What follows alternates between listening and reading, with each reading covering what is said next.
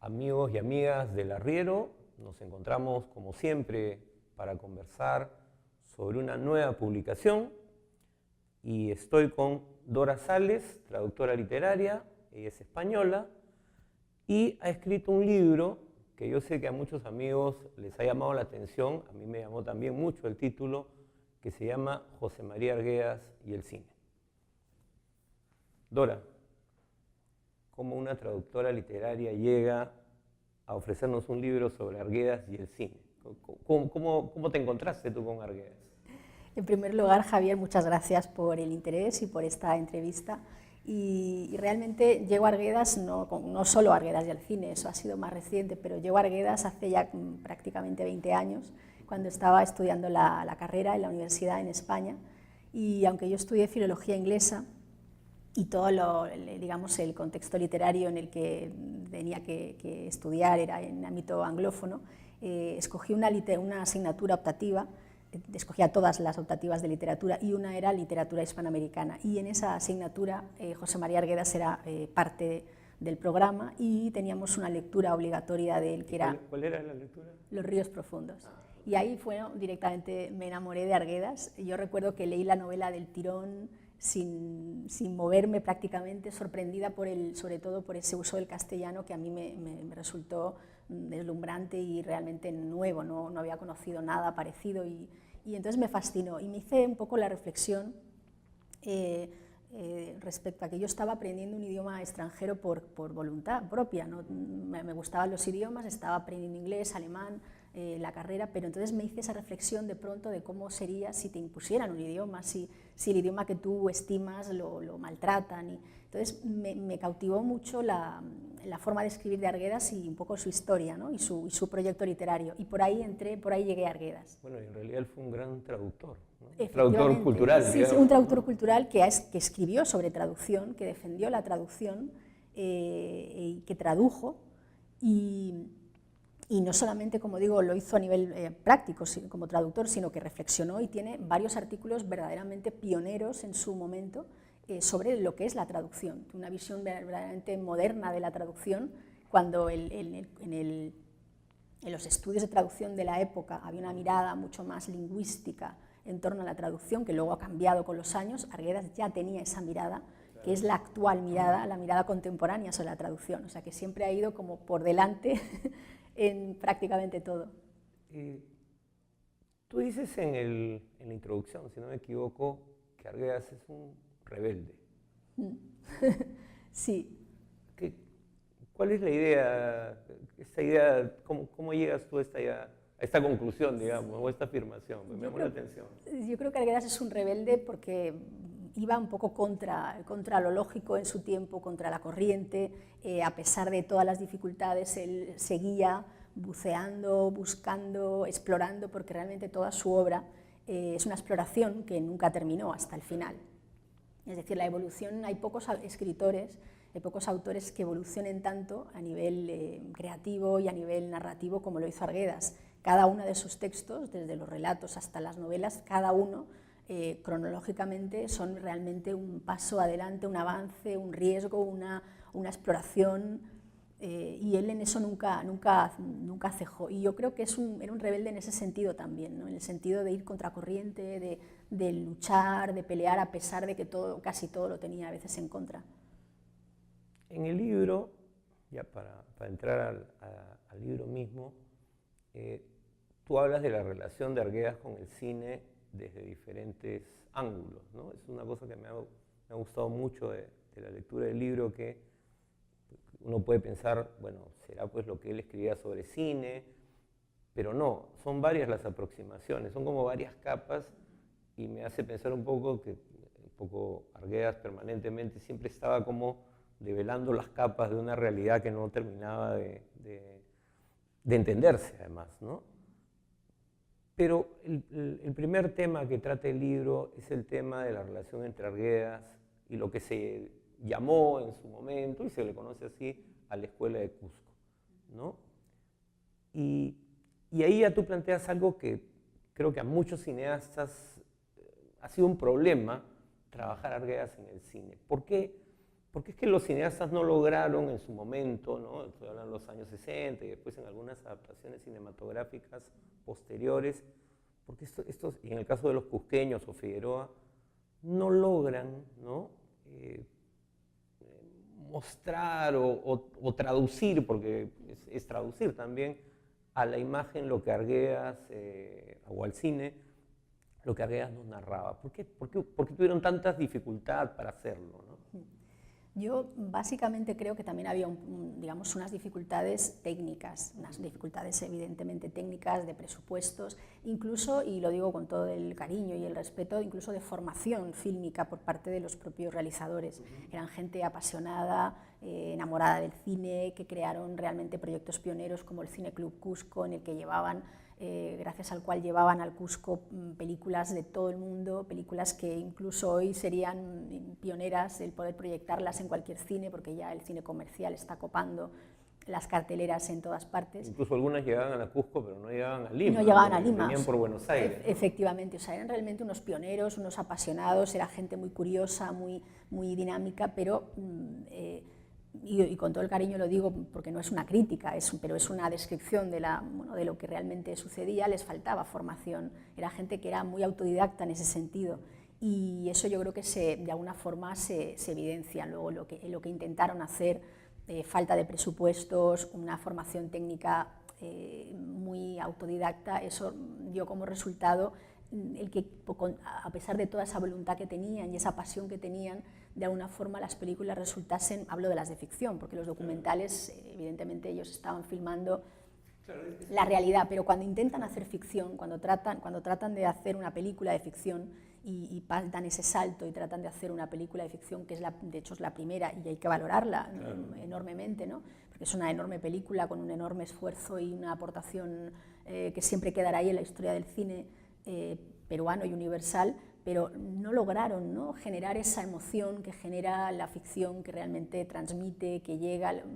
Había como una cosa medio camino entre el documental y lo ficcional, había fallos técnicos, había muchos problemas de producción, y entonces eso un poco no le quita en ningún sentido valor al proyecto, pero sí hace que no llegue a ser un proyecto pero también, y ya incluso en las películas de Lucho Figueroa, las adaptaciones que hizo, ¿no? Luego, un reconocido cineasta cusqueño, ¿no? También como que había una mirada, o sea, eran unos ojos que miraban, digamos, muchos encasillaban a Arguedas como indigenista, pero Arguedas era algo más que un indigenista, ¿no? Ya en esos años con mucha claridad, ¿no? Pero sin embargo, como que esta mirada de estos directores estaba anclada en una imagen que no era la que tenía Arguedas, ¿no? No sé si tú coincides en eso también. Sí, totalmente, totalmente. Pero creo un poco también, no sé, quizás esté equivocada, pero mi sensación es que también todo necesita su tiempo, y ellos, como primera experiencia, tratando de llevar el mundo andino al cine, y cuando no tenían unos referentes claros, no tenían, ya digo, no tenían un asidero del que partir, y yo creo que en ese sentido les faltó el recorrido, ¿no? Fue una primera piedra que ellos pusieron, muy importante, pero no podía ser tampoco, les faltaba efectivamente toda esa carga de reflexión, de vivencia personal, que yo creo que también en Arguedas es lo que hace que trascienda el indigenismo, que sea mucho más consciente de la complejidad de la cuestión transcultural, ¿no? Claro, como que partían de experiencias obviamente distintas, ¿no? Pero además también en términos, no sé, yo conozco muy bien Cusco, ¿no? He vivido ahí. Hay como una cierta imagen también, ¿no? En el caso de la Escuela de Cusco, que como tú dices, cuando registraban en los documentales son una maravilla, estos documentales, que Arguedas además lo valora, lo impresiona, ¿no? Pero después vamos a ir a otra parte del libro que es ya sobre la relación directa de Arguedas con algunas películas. Pero tú encuentras en directores de esta época una mirada, no solamente hay todos recursos, pero además como directores que sí se han podido aproximar de otra manera, ¿no? Estoy hablando de Gabriela Martínez, perdón, sí, Gabriela Martínez, sí, Javier Corcuera y Claudia Llosa. Gabriela Yepes. Gabriela Yepes, perdón, sí. ¿Por qué ellos logran dar este salto, digamos, y ya tener una mirada de Arguedas distinta, ¿no? Yo mi respuesta sería precisamente el tiempo, es decir, creo que que es otra generación, evidentemente que han pasado 20, 30 años desde los proyectos de Figueroa hasta que aparecen estos cineastas que tienen una formación fílmica muy sólida. Es decir, Gabriela Yepes ha estudiado cine, Claudia Llosa, lo sabemos, ha estudiado cine, tiene mucha formación, tiene Javier Corcuera también, es decir, son otra generación que ha podido reposar un poco las cosas que ha aprendido, que tiene todo ese bagaje previo, que ha estudiado cine, que tiene referentes fílmicos, que es de muchos sitios, y que yo creo que han podido ser capaces, precisamente porque tienen toda esa trayectoria ya previa, es decir, les sirve. La Escuela del Cusco yo creo que fue necesaria para que precisamente luego una generación posterior, en la que están Gabriela Yepes, Claudia Llosa y Javier Corcuera, y cineastas contemporáneos regionales que puedan estar haciendo sus proyectos, tengan la capacidad de ya ir más allá. Es decir, que los cineastas cusqueños realmente en eso fueron los pioneros, es un poco como los escritores a los que Arguedas lee y en los que encuentra ese acartonamiento del indígena, esa falta, ese indigenismo que él quiere trascender. Entonces los directores de la Escuela del Cusco eran realmente la primera piedra en el ámbito cinematográfico, les faltaba ese proceso, les faltaba el bagaje, la formación fílmica, entonces todo necesita un poco como su tiempo, ¿no? Y yo creo que el tiempo de poder trascender eso y de poder hacer en cine lo que de alguna forma Arguedas hizo en ficción no era posible en el propio tiempo de Arguedas, porque como Arguedas estaba como avanzado a su tiempo, de alguna manera, entonces ha tenido que pasar unos años y es esta generación más contemporánea la que con el antecedente de la Escuela del Cusco y con esa comprensión global de la sociedad peruana y la evolución, han podido, yo creo que, llegar a proyectos realmente que trascienden esa mirada un poco más estática. Claro, por ejemplo, y algo que es interesante, porque en los tres casos, con las diferencias que hay entre los cineastas que hemos mencionado, de alguna manera, una cosa que uno siente es que todo es muy dinámico en general, ¿no? O sea, Arguedas tiene, el mundo arguediano todo se está moviendo siempre, ¿no? Es lo menos acartonado que puede haber, ¿no? Quizás alguna gente no lo entendía en su época.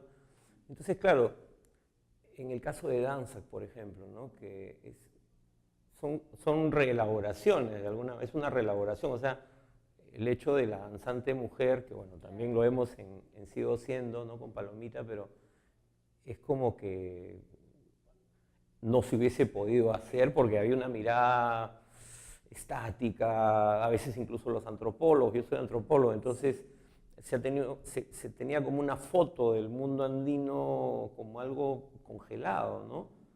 Quizás es eso también lo que permite que las películas de las que estamos hablando, las más recientes, o la obra de estos autores, nos esté finalmente enganchando con lo que Arguedas trataba de decirnos o nos quiso decir. Claro, sí, yo estoy totalmente de acuerdo, porque de alguna forma lo que ya consiguen Gaby Yepes, Claudia Llosa y Javier Corcuera es volar libres, es decir, no se apegan a los textos. Y eso en la entrevista con Gabriela Yepes ella lo explica muy bien, o sea, no podía hacer tal cual La agonía de Rasuniti, una adaptación fiel al texto, porque ese mundo en realidad ya no existe. Existen los danzantes hoy, los danzantes contemporáneos, cómo eso se sigue transmitiendo, que en definitiva también era la idea original del texto de Arguedas. Lo que él en definitiva estaba contando es esa idea del legado, de la transmisión de generación en generación. Claro, y no nos estaba contando el pasado, estaba contando el presente. El presente de su momento. Entonces, para que una adaptación fílmica funcione, tiene también que mirar eso, adaptarlo verdaderamente, no simplemente trasladarlo tal cual. Y yo creo que un poco, efectivamente, las intentonas previas a las contemporáneas, es decir, cuando Lucho Figueroa trata de hacer sus películas o cuando se hace la película de Todas las sangres, que ya es un acartonamiento tremendo, están muy marcados por el texto arguediano. Y entonces no tienen, a eso se le suma la falta probablemente de formación fílmica, las carencias de producción y resulta un producto acartonado, un producto que no llega porque no está adaptando verdaderamente, no está haciendo ese ejercicio de libertad que supone el adaptar un texto al que respetas, pero al que tienes que traer explicarlo y sentirlo como tuyo, ¿no? Y lo que hace Gabriela Yepes es encontrar ese vínculo con el texto arguediano y traérselo a la hora. No, porque además los tres, en las entrevistas, porque el libro además tiene entrevistas a los autores, ¿no? Que es una cosa que hace además muy ágil la lectura del libro, ¿no? Tienen una conexión personal fuerte, digamos, ¿no? Cada uno su estilo, pero... Sí, eso a mí me sorprendió muchísimo. Bueno, tuve claro desde un principio que era importantísimo tratar de incluir, y me lo tomé ya como que era parte del libro sí o sí, tenía que incluir entrevistas con estos directores, primera porque creo que realmente es un material muy valioso el que ellos puedan, sin prisas, explayarse sobre las preguntas que yo les iba haciendo de una forma un poco también abierta, porque al ser una conversación yo podía llevar unas preguntas muy pensadas, pero luego fluían otras que surgían de la propia conversación, ¿no? Y yo consideré desde un principio que esas entrevistas con ellos y con ellas podían tener un valor y que trascendía además, ¿no? Porque ellos iban a dar datos que probablemente quizás para alguien que está trabajando sus películas podía ser una pista importante o algo valioso, ¿no? Y a mí lo que me sorprendió, claro, porque yo sí tengo como una cosa también muy emocional con Arguedas, de que te gusta, de estás apasionada. Y se nota con se nota. Y entonces yo tampoco sabía hasta qué punto los directores tenían esa relación también tan emocional, sino, bueno, es un autor muy prestigioso, reconocido, a lo mejor lo han tomado como referente, pero no hay ese vínculo quizás. Y me sorprendió mucho cómo hablaban de él con el cariño, con esa relación tan personal, con ese respeto. Con mucha familiaridad, ¿no? Con mucha familiaridad. Como si lo hubieran conocido personalmente, sí, digamos, ¿no? En Javier me lo esperaba un poco más también por sus propios vínculos familiares, porque el padre de Javier, Arturo Corcuera, era muy amigo de Arguedas y de alguna forma Arguedas ha sido un referente de siempre, probablemente en la casa de Javier, y él es muy arguediano en todo. Yo creo que Javier todo lo que hace es muy arguediano, aunque no mencione Arguedas, lo lleva como en la mochila, ¿no? Y en Gabriela Yepes no sabía, porque ella tampoco había trabajado Arguedas, aparte de en ese corto, no sabía tampoco muy bien cuál era su conexión, y me sorprendió el afecto. Ahí tiene varias frases de Gabriela Yepes que a mí me dejaron muy marcada, ¿no? Cuando, por ejemplo, decía que hay gente ahora que vive en Lima, en la Lima actual, que no sabe a lo mejor nada de Arguedas, pero es que ellos son Arguedas de alguna forma, ¿no? Solo que Arguedas vio. Y esa frase a mí me impactó cuando la dijo en la conversación. Yo recuerdo que me quedé, o sea, como que el corazón me hizo un poco así, porque dije, realmente está haciendo una conexión muy personal y muy vivencial con él, ¿no? Y Calvo de Llosa lo mismo, me sorprendió mucho, porque yo sí que había leído en entrevistas que ella había dado sobre Made in USA y sobre La teta asustada, que ella claramente hablaba de Arguedas como un referente, pero como no eran entrevistas largas, no había más datos, ¿no? Y cuando hablé con ella me sorprendió el respeto. Ella misma le costaba relacionarse, en el sentido de que decía, bueno, con todo el respeto, todo el rato tenía como esa prudencia, y me dejó muy sorprendida también, ¿no? Y luego cómo se conectó, o cómo encontramos en la conversación un poco la conexión de ella con Arguedas por el problema lingüístico, porque ella me dijo que había sido disléxica de pequeña, y que esa lucha con el lenguaje era lo que Arguedas le conectaba con ella, ¿no? Ahora, el libro tiene bastante más, pero hay una parte que uno se queda así con ganas de preguntar más todavía, ¿no? Es el tema de Arguedas como persona del siglo XX, ¿no?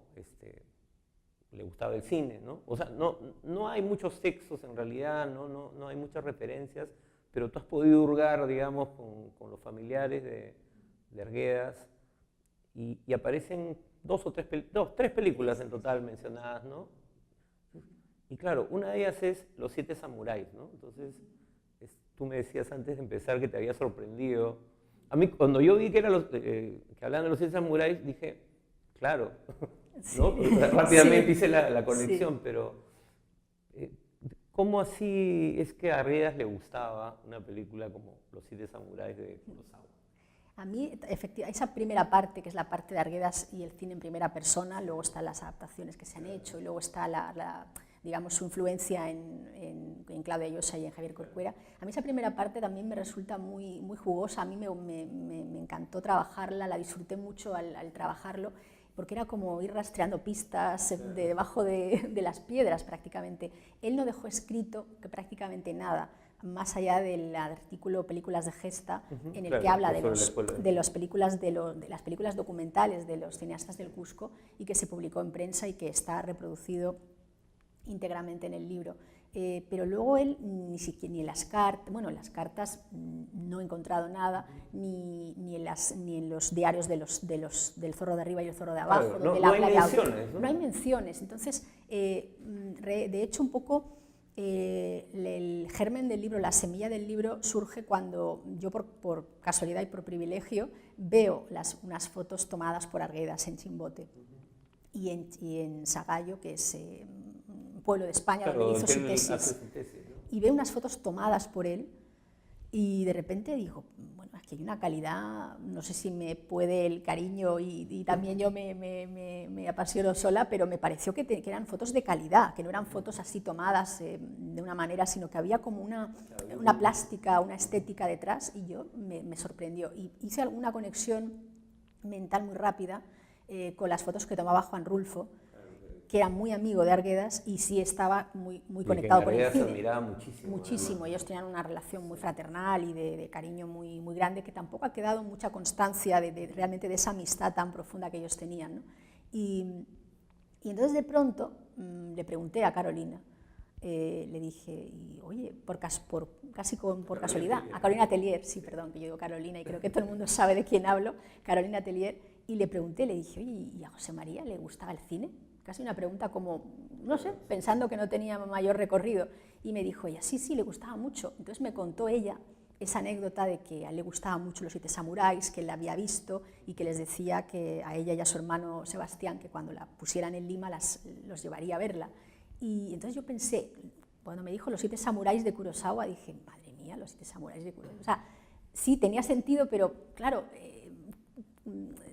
pero me sorprendió mucho, porque esa idea de que Arguedas, que no la tengo yo, pero la tiene alguna gente que, bueno, era antropólogo, que estaría metido en sus cosas de antropología, que leía poca literatura, falso, eso ya está desmontado, no, pero hay mucha gente que todavía cree que él no leía mucha literatura, que tenía sobre todo sus lecturas eran antropológicas y que escribía, pero que no tenía o que solo le gustaba la música de los Andes, cuando él también efectivamente, en algún testimonio habla de la música clásica, de Bach. Y el jazz, sí. Entonces, claro, de pronto digo, claro, tiene sentido con esa modernidad que yo sé que tenía Arguedas, porque era un poco como decimos en España, era una esponja. O sea, Arguedas era una persona, yo creo que de una mirada muy abierta, muy abierto a aprender, ¿no? De lo que fuera, o sea, con ningún prejuicio en ese sentido.